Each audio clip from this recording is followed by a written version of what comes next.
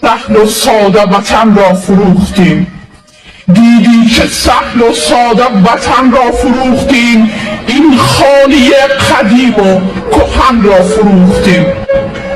بستیم تا ابد دهن اعتراض را، بستیم تا ابد دهن اعتراض را، از لب حدیث و حرف و سخن را فروختیم. سخت است باورش چه بگویم برایتان، از گور هر شهید کفن را فروختیم. هر جا درون خانه ارحجنبی شده، این گونه روح سیاه شده تن را فروختیم. نفرین به این معامله و فکر خام ما، حتی که عضو بدن را فروختیم.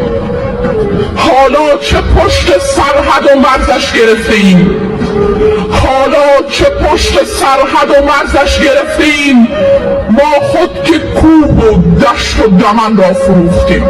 قسم به تو ای وطن، ای وطن جانم، به قربانت و هجرانت قسم، بهر مظلومان و بر اشک یتیمانت قسم. ظالمان رحمی نکردند بر جوان و پیر تو، لارسان جامه بخون و بر شهیدانت قسم.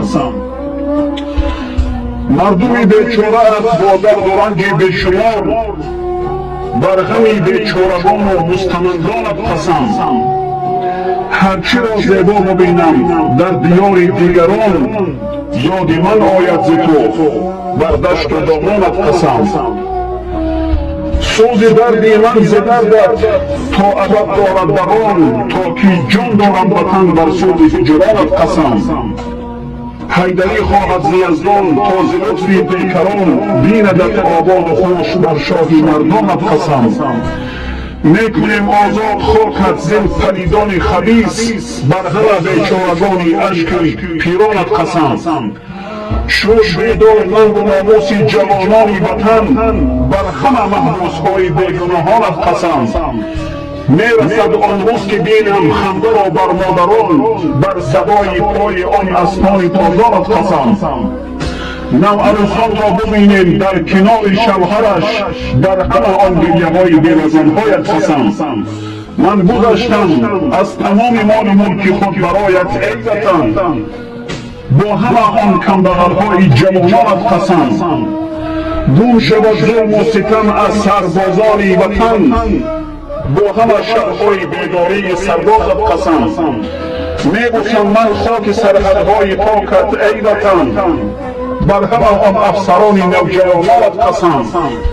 پرچمت را بالا خواهیم کرد یک بار دیگر در آسمان، بر همه رنگ‌های سرخ پرچم اتحادت قسم. گوش کن ای افسر و سربازی با ایمان ما، تیر نگشایی برای ملتی رنج دیده گریان ما. گر تو بگشایی این تیر اجل بر ملتت، بر تو هم خواهد رسید این تیر مرگ از ملتت. هر که بشنید بعد از این گوشهای خود را کر کند، یا که ظلمش را به ملت روز و شب بیشتر کند. میرسد روزی که تنها ماند از تو یادگاری سر کند، همسرت با طفلکانت خنده را کمتر کند. عکسهای کهنه را مادرت بوسیده با اشکان چشمش تر کند. ای وطن تو صبر کن ما میرسیم بر کمکت، ای وطن تو صبر کن ما میرسیم بر کمکت. بر همه نامهای پاک خالق جانم قسم.